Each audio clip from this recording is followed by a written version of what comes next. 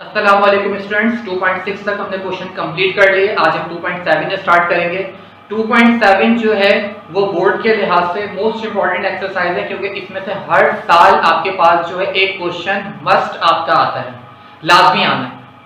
अब ये जो इंपॉर्टेंट क्वेश्चन है वो क्वेश्चन नंबर 5 से लेके क्वेश्चन नंबर 13 तक है, और क्वेश्चन नंबर 14 जो है और स्टार्टिंग के जो 4 क्वेश्चन है वो एमसीक्यूज के अंदर आपके पास आ जाता है। तो मैं आपको क्वेश्चन नंबर 5 से स्टार्ट करवा रहा हूँ।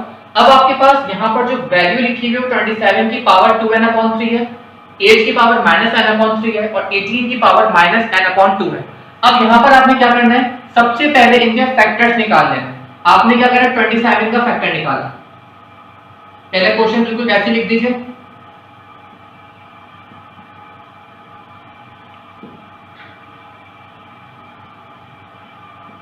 और आप लोगों में बार बार कह रहा हूं कि अगर आप लोगों को फैक्टर्स याद नहीं है, अगर आप लोगों को ज़बानी फैक्टर्स याद नहीं हो रहे, तो आप डायरेक्टली एलसीएम भी ले सकते हैं, कोई मसला नहीं। अब 27 है, 3 3 9, 9 3 27, और ये 2n/3 आपके पास एज इट इज रहेगा। 8 2 2 4, 4 2 8, माइनस का वैल्यू आपके पास ये ऐसे ऐसे। अब आपके पास 18, इसे तो डायरेक्टली निकल जाए। अब आपके पास क्या आ रहा है, 18 आ रहा है। अब 18 का डायरेक्टली फैक्टर नहीं निकलता, अगर आपको याद नहीं है तो आपने क्या कर लेना है, एलसीएम ले लेना है। वैसे 2 × 3 × 3 है, 2 9 18, 3 3 9, 3 1 3। अगर आप एलसीएम ले लो तब भी कोई मसला नहीं। आपके पास फैक्टर आ गए 2 × 3 × 3। लेकिन आप इन क्वेश्चन की बार बार प्रैक्टिस करेंगे तो आपके फैक्टर्स जो है वो याद हो जाएंगे। अब आपने क्या करना, इनको आपने सबसे पहले फर्स्ट मेथड क्या है कि आपने इसके फैक्टर्स ले लेना है। अब आपने फैक्टर्स ले लिए, अब इनकी पावर्स में आपने रिजॉल्व करना है। अब ये 3 × 3 है, मतलब 3 कितना फॉर्म मौजूद है आपका, 3 टाइम्स, तो 3 की पावर क्या आ जाएगी, 3 आ जाएगी। यहाँ पे वैल्यू क्या मौजूद है, मल्टीप्लाई हो रहा है, पावर है 2n/3 क्वालिटी रखी। 2 कितने मौजूद है, 3, तो 2 की पावर आपके पास क्या आ गई, 3 आ गई। -10/3 आपके पास है, तो -10/3 आपने एज इट इज ऐसे लिख दिया। अब नीचे जो आपके पास है वो यहाँ पर एक 2 भी है और 3 भी है, तो यहाँ पर आपने क्या करना है, जो n की पावर 2 n/2 है, ये 2 के साथ भी है और n/2 जो 3 के साथ भी है। n/2 1 है, 2 जो है वो 1 है, तो आपने 2 लिख दिया। अब ये जो माइनस का n/2 है ये 2 के साथ भी है, तो आपने -n/2 2 के साथ लिख दिया। मल्टीप्लाई का निशान। 3 कितने मौजूद हैं, 3 2 मौजूद है, तो 3 की पावर क्या आएगी, 2 आएगी। और माइनस का n/2 की 3 के साथ भी आएगा, तो ये जो माइनस का n/2 है, क्योंकि होल पावर है, 3 के साथ 2 के साथ अलग अलग हमने लगा दी। इस क्यूब से क्यूब कैंसिल, 3 से 3 कैंसिल, इस 3 से 3 कैंसिल, इस 2 से 2 आपके पास कैंसिल हो गया। यहां 3 की पावर आपके पास क्या है, 2n, यहां 2 की पावर आपके पास क्या है, माइनस का n, यहां 2 की पावर माइनस का n/2, यहां 3 की पावर आपके पास क्या आ गई, माइनस का n। अब यहां पर आपने क्या करना है, इन वैल्यूज को कहां लेकर चला है, ऊपर लेकर चला है।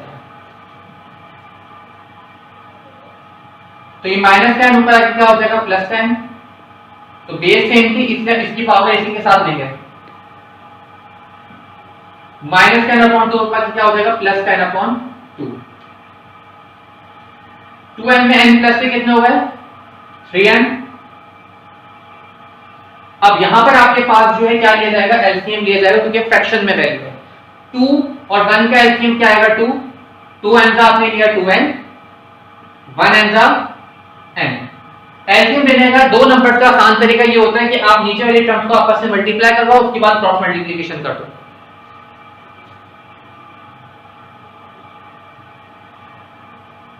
अब ये माइनस का 2n है, ये प्लस का n है, तो आपके पास जो है बड़ी वैल्यू के साथ माइनस की साइन है। 2n में से n माइनस से कितना बचा, n/2। अब यहाँ पे आपके पास जो वैल्यू आ रही है वो किस में आ रही है, माइनस में आ रही है, तो अब आप क्या करेंगे, माइनस वाली वैल्यू को किस में लेकर आ जाएंगे, प्लस में लेकर आएंगे। प्लस में लाने के लिए इसको क्या करेंगे, डिनोमिनेटर में लेकर आ जाएंगे। तो ये आपके पास 3 की पावर 3n आ गई, डिवाइडेड बाय 2 की पावर n/2। ये आपको क्या हो गया, आंसर हो गया। Question number 10। अच्छा, बीच में कुछ क्वेश्चंस मैंने अभी स्किप किया है क्योंकि वो किसी और मेथड से होंगे, तो पहले मैं आप लोगों को जो सेम मेथड के क्वेश्चन है वो करवाऊंगा और उसके बाद फिर मैं आप लोगों को वाले क्वेश्चन करूंगा। तो इसके अंदर भी आपने सबसे पहले क्या करना है, क्योंकि आपके पास वैल्यूज मौजूद हैं, फैक्टर्स आपके निकाल सकते हैं, तो आप सबसे पहले सबके क्या निकालोगे, फैक्टर निकालोगे। तो मैंने क्या कर लेना है, पहले फैक्टर निकालना है। 125 का फैक्टर क्या आएगा, 5 मल्टीप्लाई बाय 5 मल्टीप्लाई बाय 5, 5 5 का 25, 25 5 का 125, तो 125 का मैंने फैक्टर निकाला। पावर 2 आपके पास ऐसे चीज ऐसे है। 8, 8 का factor 2 multiply by 2 multiply by 2, 2 to the 4, 4 to the 8। 64 का फैक्टर 4 4 द 16, 16 4 द 64, 1/3 आपके पास ऐसे चीज ऐसे है।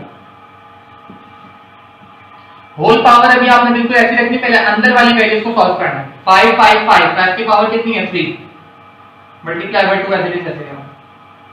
यहां 2 की पावर कितनी आएगी, 3 आएगी। 4 की पावर यहां पे कितनी मौजूद है, 3, और ये मल्टीप्लाई बाय 2, ये 1/3 आपके पास एज इट इज ऐसे रहा। 3 2 द 6, 2 की पावर 3 एज इट इज ऐसे रही, 3 2 द 6। अब ये जो 1/3 है, ये इंडिविजुअली तीनों के साथ आ जाएगा। तो 5 की पावर 6 है, मल्टीप्लाई बाय 1/3, 2 की पावर 3 मल्टीप्लाई बाय 1/3,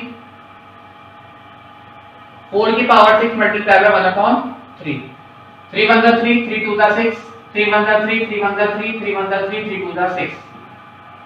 5 की पावर यहां कितनी आ गई, 2, 2 की पावर 1, 4 की पावर 2। 5 का स्क्वायर का मतलब क्या है, 5 5 द 25, बच्चे यहां पर 5 टू द 10 कर देते हैं।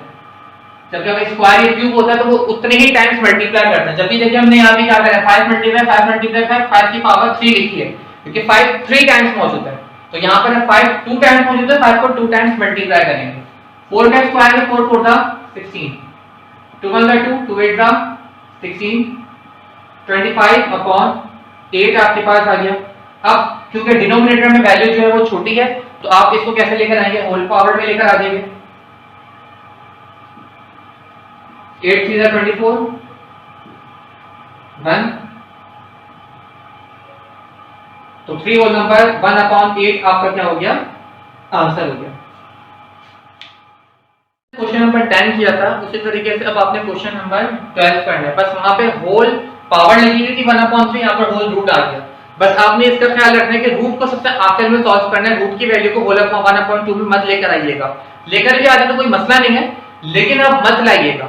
आपने क्या करना है, रूट के अंदर ही वैल्यू को रखनी है। 216, 2/3, 25 की पावर 1/2। अब यहां पे आपके पास जो है वो डबल डिवाइड आ रहा है। जब डबल डिवाइड आ रहा है तो उसे हमें सिंगल में लेकर आने हैं, और यहाँ पे पावर भी कौन सी आ रही है, माइनस की आ रही है। तो मैंने आपको प्रीवियस एक्सरसाइज में करवाया था क्वेश्चन कि अगर वैल्यू माइनस पावर माइनस के अंदर हो तो हम क्या करते हैं, अंदर वाली वैल्यू को रेसिप्रोकल कर देते हैं। जैसे ही हम अंदर वाली वैल्यू को रेसिप्रोकल करते हैं, माइनस से हम इसमें कन्वर्ट हो जाती है, प्लस में कन्वर्ट हो जाती है। मैंने आप लोगों को एक्सरसाइज में करवाया था L/M वाले क्वेश्चन के अंदर। तो जैसे ही मैंने वैल्यू को रेसिप्रोकल किया, 25 को ऊपर लिखा, डिनोमिनेटर में 1 लिखने की जरूरत नहीं होती है, 1 मौजूद होता है। तो वैसे ही आपके पास जो पावर होगी, माइनस की वैल्यू किसमें कन्वर्ट हो जाएगी, प्लस में कन्वर्ट हो जाएगी। अब आपने क्या करना है, अब आपको 216 का फैक्टर पता है, आपने 216 का फैक्टर लेना है, आपने 25 का फैक्टर लेना है, यहाँ पे 25 का फैक्टर लेना है। फिर आपने उसको पावर्स में रिजॉल्व करना है। पावर्स में जब आप रिजॉल्व कर दोगे, पावर से कैंसिल आउट हो जाएगी, जैसे मैंने क्वेश्चन नंबर 10 करवाया था, बिल्कुल वैसे सॉल्व करता जाएगा। आखिर के अंदर जब आप वैल्यू को लेकर आएंगे तो ब्रैकेट रूट के अंदर आपके पास आ जाएगा 36/25। आपके पास जो लास्ट में जो रूट के अंदर वैल्यू बचेगी, ऊपर 36 बचेगा और नीचे 25 बचेगा। तो 36 का रूट क्या होता है, 6 होता है। 25 का रूट क्या होता है, 5। तो 6/5 जो होगा वो इसका आंसर आ जाएगा। 5 क्योंकि डिनोमिनेटर छोटा है, तो जैसे हमने वहां पर उस क्वेश्चन नंबर 10 के अंदर हमने होल पावर में होल में लेकर आए थे, उसी तरीके से हम इसमें भी वही काम करेंगे। आप डिवाइड कीजिएगा, 1 होल नंबर 1/5 जो है वो इसका आंसर हो जाएगा। स्टूडेंट्स, चैप्टर नंबर 2 हमारा कंटिन्यू था और मैट्रिक क्लास के आज हम chapter number exercise number 2.6 start करेंगे। 2.6 के अंदर हम चीज पढ़ेंगे रेडिकेंड एंड इंडेक्स।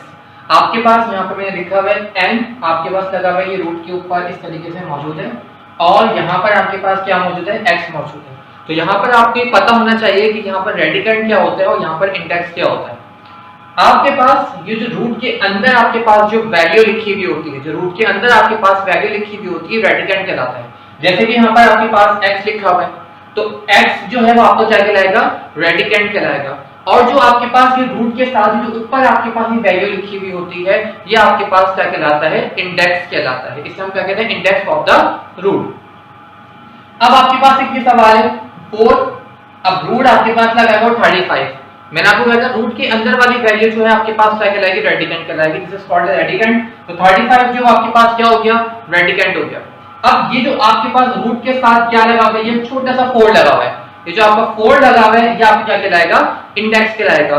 इसी तरीके से 2.6 जो स्टार्ट क्वेश्चन है 1 से लेकर 5 तक, वो आपने सिर्फ और सिर्फ ये बताना है कि वो रेडिकेंड है या वो इंडेक्स है। आपको क्वेश्चन दे दिया जाएगा, उसके अंदर से बताना है रेडिकेंड कौन सा है और इंडेक्स कौन सा है। क्वेश्चन नंबर 7 स्टार्ट करेंगे इसका सिंपलीफाई।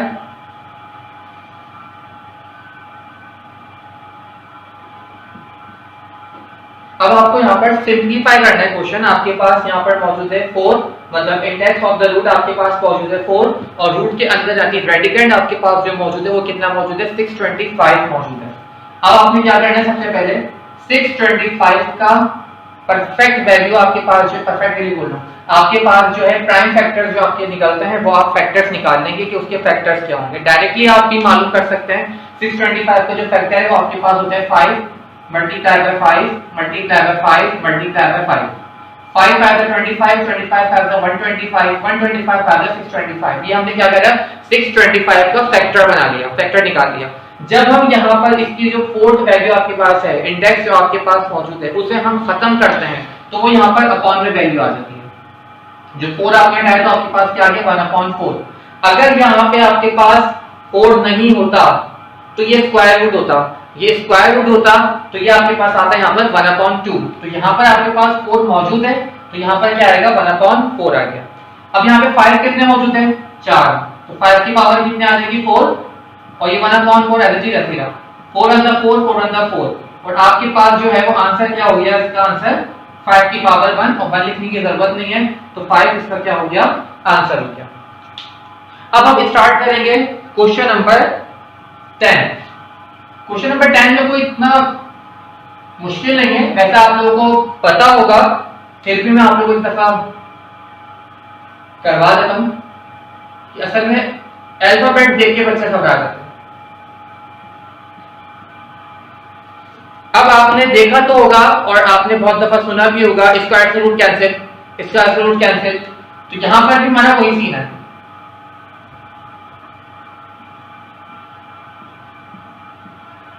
अब आपके पास जो यहाँ पर मौजूद है वो p मौजूद है, इंडेक्स में भी यहाँ पर आपके पास p मौजूद है।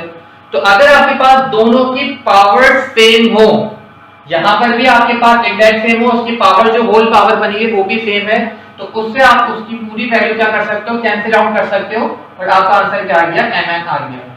किस तरीके से, अगर मैं आपको mn लिखूं और ये रूट के ऊपर क्या लगा दूं, स्क्वायर लगा दूं।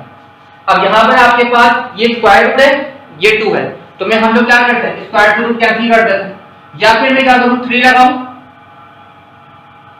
mn, और इसकी भी मैं होल पावर क्या लगा दूं, 3 लगा दूं, तो इस क्यूब से ये क्यूब रूट आपके पास क्या हो जाएगा, कैंसिल हो जाएगा। तो इसी तरीके से आप p से p रूट जो है, मतलब इंडेक्स ऑफ द रूट जो है वो आपका p है, तो उसको हम क्या कर सकते हैं, कैंसिल आउट डायरेक्टली कर सकते हैं, और जो ब्रैकेट के अंदर वैल्यू बची, रूट के अंदर जो वैल्यू बची आपने, वो आपका क्या हो जाएगा, आंसर हो जाएगा। अब हम स्टार्ट करते हैं क्वेश्चन नंबर 11। क्वेश्चन नंबर 11 आपके पास 381/125 ये आपका क्वेश्चन है। अब यहां पर आपके पास जो है 3 फैक्टर निकालने किसका, 81 का। 81 का फैक्टर क्या होता है, अगर डायरेक्टली आप लोगों को नहीं है तो एलसीएम ले सकते हैं, 3 3 का 9, 9 3 का 27, 27 3 का 81, 125 का फैक्टर 5 5 का 25, 25 5 जा 125। जब स्क्वायर रूट होते हैं तो हम 2 का पेयर बना के वैल्यू निकाल लेते हैं। अब यहां पर क्यूब रूट है, ये जो आपके पास बना है वो क्या बना है, क्यूब रूट बना है, क्योंकि इंडेक्स का क्या है 3 है। तो यहां पर जो कॉमन निकलता है वो 3 का पेयर निकलता है। तो ये 3 का पेयर बन के बाहर आ गया, ये 3 का पेयर बन के बाहर आ गया। अब ये 3 आपका कहां रहा, क्यूब रूट के अंदर रहा, इसको हमने क्यूब रूट के अंदर रखा और ये आपने इंडेक्स बना दिया। तो आपने इसको होल पर लिख दिया, ये आपका क्या हो गया, आंसर हो गया। तो यहां पर जरूरी नहीं है कि आप क्यूब रूट खत्म करके आप उसको सॉल्व करो, कि आप होल पे 1/3 लगाओ और फिर उसको सॉल्यूशन करो। आप डायरेक्टली भी क्वेश्चन कर सकते हो। जैसे प्रीवियस क्वेश्चन मैंने आपको करवाया था, 4th रूट था, तो वहां पे जो कॉमन वैल्यू निकलती वो 4 निकलती, मतलब पेयर जो बनता वो 4 का निकलता। जैसे कि आपके पास यहाँ पे वैल्यू बढ़ती जाती है तो यहाँ पे कॉमन बढ़ते जाते हैं। जैसे अगर यहाँ पे 3 की जगह 4 होता या 5 होता, तो अगर यहाँ पे 5 होते तो 5 कॉमन निकल पाता, वरना उस रूट से 5 कॉमन लेकर हम उसकी वैल्यू को नहीं निकाल सकते। जैसे यहाँ पर 4 होता, फर्स्ट कर यहाँ पर क्या होता 4, तो यहाँ पे हमारे पास 4 3 आ रहा है, तो ये हम इसको 4 कॉमन लेते तो फिर ये बाहर निकलता। यहाँ पर 3 है तो 3 कॉमन लेंगे। अगर स्क्वायर रूट होता है, स्क्वायर का मतलब 2 होता है तो 2 का कॉमन लेके हम बाहर निकाल लेते हैं। तो इस इंडेक्स को देखते हैं, जितने इंडेक्स होते हैं उतनी ही वैल्यूज को हम कॉमन करके एक वैल्यू क्या आ जाती है उसकी बाहर आ जाती है। तो डायरेक्टली हम इस तरीके से इस क्वेश्चन को सॉल्व कर सकते हैं। जैसा है तो आप होल पावर करके भी क्वेश्चन को सॉल्व कर सकते हैं, या आपकी अपनी मर्जी है। अब मैं स्टार्ट करूंगा क्वेश्चन नंबर 12। क्वेश्चन नंबर 12 आपके पास है n क्यूब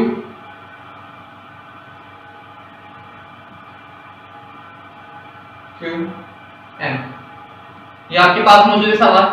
अब यहां पर आपके पास जो है इंडेक्स यहां पर n है, यहां पर आपके पास m है।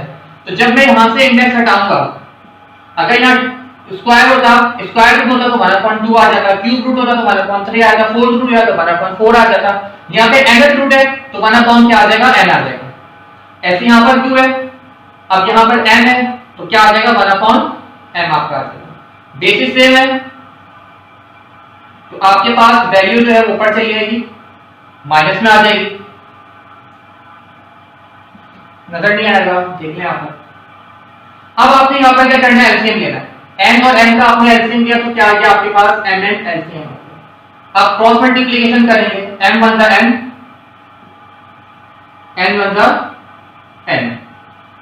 यहां तक सॉल्यूशन करने के बाद अब आपने क्या करना है, m - n अलग कर दिया और 1/mn मैंने क्या करा, अलग करा। मतलब ऊपर वाली वैल्यू को मैंने न्यूमरेटर को अलग कर लिया और डिनोमिनेटर को मैंने अलग कर लिया। जब न्यूमरेटर मैंने ऊपर से हटाया तो वहां पर क्या आ जाएगा, 1 आ जाएगा। अगर आप 1 नहीं लगाओगे तो फिर m - n जो mn के साथ मल्टीप्लाई हो जाएगा, जबकि mn जो है आपका क्या है, डिनोमिनेटर के अंदर है। तो वैल्यू डिनोमिनेटर के अंदर है तो आपने डिनोमिनेटर के अंदर ही वो वैल्यू लिखनी है। और ऊपर आपने डिनोमिनेटर न्यूमरेटर हटाया तो न्यूमरेटर की जगह क्या आ जाएगा, 1 आ जाएगा। अब जब हम इंडेक्स हटाते हैं और रूट के साथ इंडेक्स ऑफ द रूट हटाते हैं तो वही वैल्यू आपकी किसमें आती है, अपॉन में आती है, मतलब 1/n आ गया। तो जब हम अपॉन को हटाएंगे तो वही वैल्यू किसमें चली जाएगी, रूट में चली जाएगी। इनवर्ट काम कर दिया हमने, तो ये वैल्यू किसमें आ गई, रूट में आ गई। इंडेक्स क्या बनेगा, n n, यही आपका क्या हो गया, आंसर हो गया। इसी तरीके से क्वेश्चन नंबर 14 है। क्वेश्चन नंबर 14 के अंदर भी कोई इतना मुश्किल नहीं है, बट इसके अंदर वैल्यू जो है वो थोड़ी ज्यादा आ गई।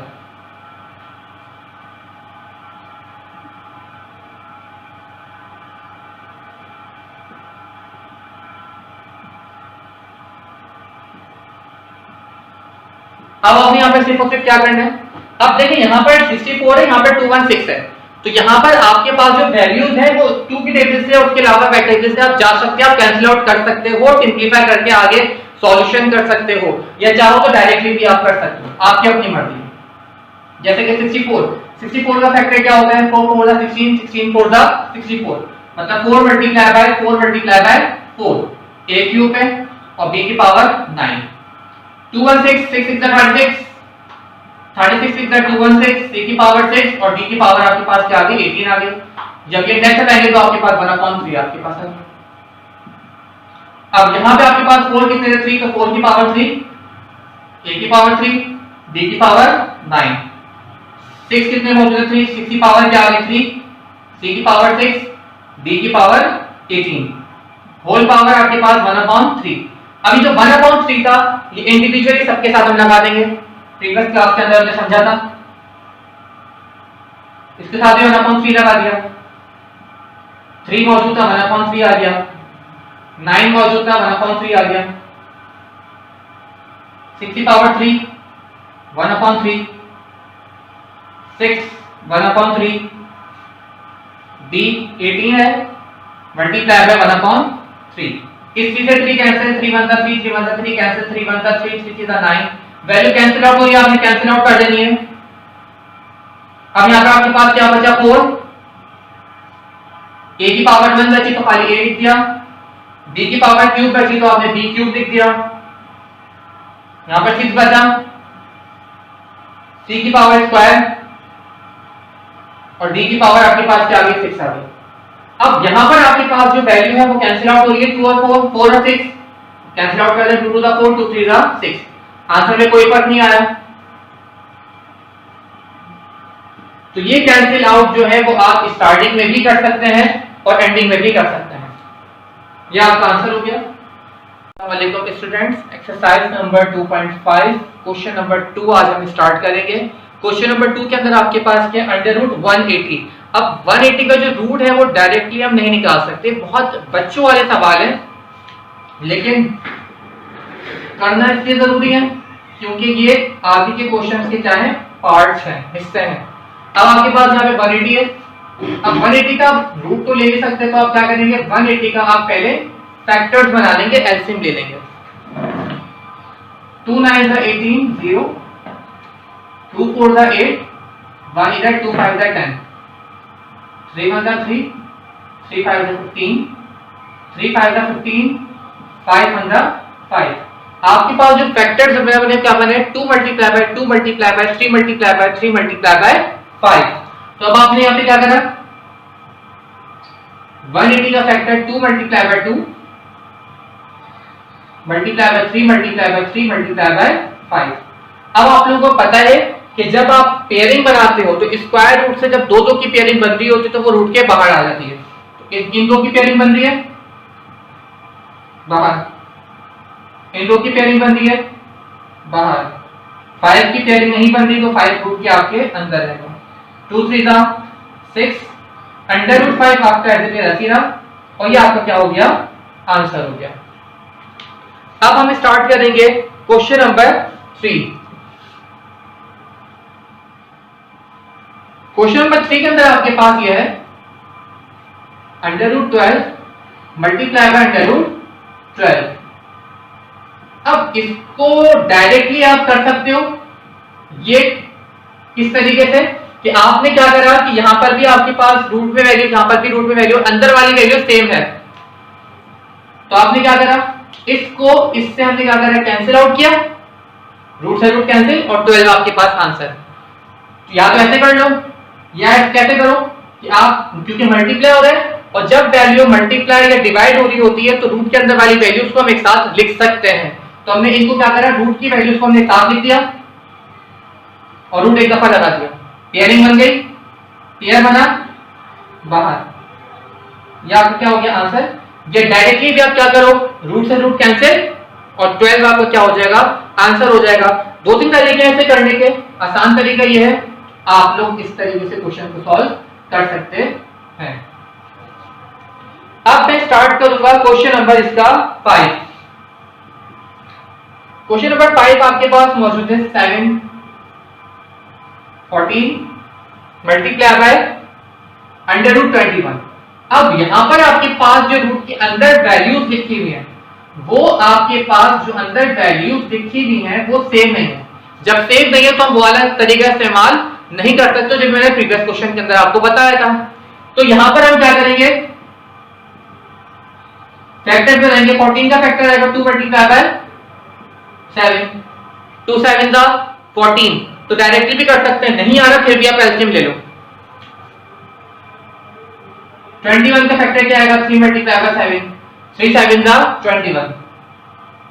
मैंने आपको बता दिया था वैल्यू मल्टीप्लिकेशन फॉर्म के अंदर मौजूद है या डिवाइड फॉर्म में मौजूद है तो उसे हम एक साथ लिख सकते हैं। तो मैं 2 multiply bye 7 multiply by 3 multiply by 7 यहां पे लिख दिया। अब देखिए यहां पर 7 है, यहां पर भी 7 है, चाहो तो एक साथ लिख लो, नहीं भी लिखोगे तो कोई फर्क नहीं पड़ेगा। अब आपके पास एक पेयर बन गया, जो पेयर बना तो वो आपके पास बाहर आ गया और रूट के अंदर आपके पास क्या आया 3 2 6। यह आपका क्या हो गया आंसर हो गया। अब हम स्टार्ट करते हैं क्वेश्चन नंबर इसका 8। क्वेश्चन नंबर 8 के अंदर आपके पास मौजूद है 18 अंडर रूट 18। अगर आपके पास मैथमेटिक्स के अंदर किसी भी आंसर के अंदर अगर आप कोई सा भी क्वेश्चन सॉल्व कर रहे हो और उसका आंसर अगर आपके पास कुछ इस तरीके का आ जाए कि आपके पास डिनोमिनेटर के अंदर जो वैल्यू हो वो रूट के अंदर हो तो हमें उस रूट को क्या करना होता है खत्म करना होता है और उसका मेथड इस क्वेश्चन के अंदर बताया गया है। जैसे कि आप 2.7 के अंदर एक क्वेश्चन करोगे जिसके अंदर आपके पास डिनोमिनेटर के अंदर रूट में वैल्यू आएगी तो उसे हमें रूट क्या करना होगा खत्म करना होगा। तो उसके लिए हमें मेथड सीखना होगा कि वाला मेथड हमें आना चाहिए। तो अगर आपके पास रूट के अंदर कोई वैल्यू मौजूद है तो हम क्या करते हैं उसी की रूट वाली वैल्यू से मल्टीप्लाई और उसी की रूट वाली वैल्यू से हम क्या करते हैं डिवाइड करते हैं। ये मेथड है, उसी से मल्टीप्लाई करते हैं उसी से डिवाइड। ये नहीं 18 है तो 17 लिख दिया, नहीं 18 है तो 18 ही लिखेंगे, a है तो a लिखेंगे, 3 है तो यहाँ पर हमें 3 लिखना है, उसी के रूट से मल्टीप्लाई करना है, वो वही वाली वैल्यू से हमें क्या करना है डिवाइड करना है। अब जब हम इसको इससे मल्टीप्लाई करेंगे तो क्या आएगा अंडर रूट 18 आपके पास यहाँ पर आ गई वैल्यू। अब आप क्या करोगे डिनोमिनेटर के अंदर आपके पास जो वैल्यूज है वो रूट के अंदर है और सेम वैल्यूज है। तो क्वेश्चन नंबर 1 जो मैंने आपको करवाया था वो आपको यही बताया था कि अगर आपके पास रूट के अंदर वैल्यूज मौजूद है और वो वैल्यूज आपके पास जो वैल्यूज वो सेम है तो आप क्या करें रूट से रूट कैंसिल और अंदर वाली वैल्यू आप एक दफा लिख दें।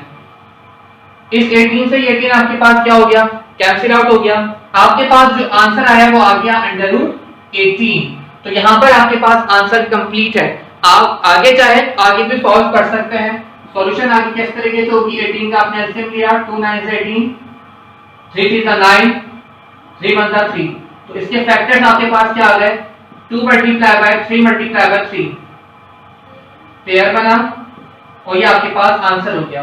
तो इस तरीके से आपके पास जो क्वेश्चन है वो एमसीक्यूज पे भी आते हैं या फिर आपके इस तरीके से भी आते हैं a अंडर रूट a और आपके पास नीचे ऑप्शन दे दिए जाते हैं। तो इसका आंसर ज्यादातर जो आता है वो अंडर रूट a करके ही आता है क्योंकि a का तो सॉल्यूशन हम कर ही नहीं सकते। जैसे अगर अंडर रूट 18 की जगह अंडर रूट a होता तो a को हम सॉल्व थोड़ी ना कर सकते थे। तो इसका आंसर आपके पास क्या होगा अंडर रूट a आपके पास होगा। तो ये किसके अंदर आता है एमसीक्यूज के अंदर भी क्वेश्चन को पूछ लिया जाता है। अब मैं इसका क्वेश्चन नंबर 9 करवाऊंगा। क्वेश्चन नंबर 9 आपके पास है 9 2 अंडर रूट 28 अंडर रूट 7। मैंने आप लोगों को पहले बताया था कि मल्टीप्लाई में वैल्यू हो या डिवाइड के अंदर वैल्यू हो आपके पास जो है उसे हम एक साथ रूट के अंदर लिख सकते हैं। तो मैंने क्या करा 28 और 27 को जैसे मल्टीप्लाई के अंदर साथ लिखा था वैसे डिवाइड के अंदर भी मैंने साथ लिख दिया। 7 अंदर 7 7 4 दा 28। अब 4 का रूट आपके पास क्या होता है 2 होता है और 2 2 दा 4 यह आपको क्या हो गया आंसर हो गया। इसी तरीके से अब आपने क्वेश्चन नंबर इसका 12 देखना है।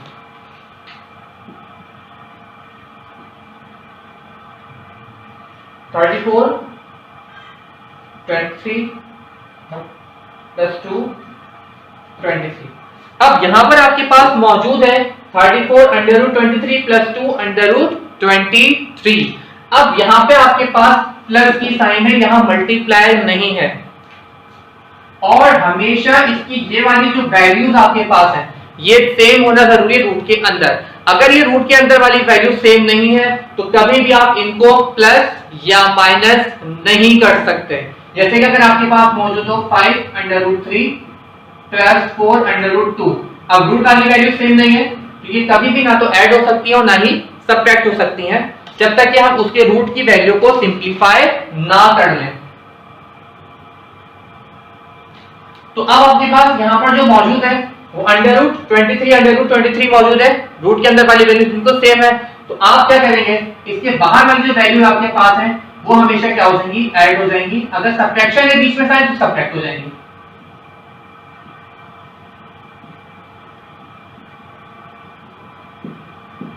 तो यहाँ पे 34 है और यहाँ पे 2 है, तो 34 में 2 प्लस करें कितने हो गए आपके पास, 36 हो गए। और √23 जो लिखा है वो आपके पास एज इट इज ऐसी एक दफा लिख दिया जाएगा। ये आपका क्वेश्चन सॉल्व हो गया।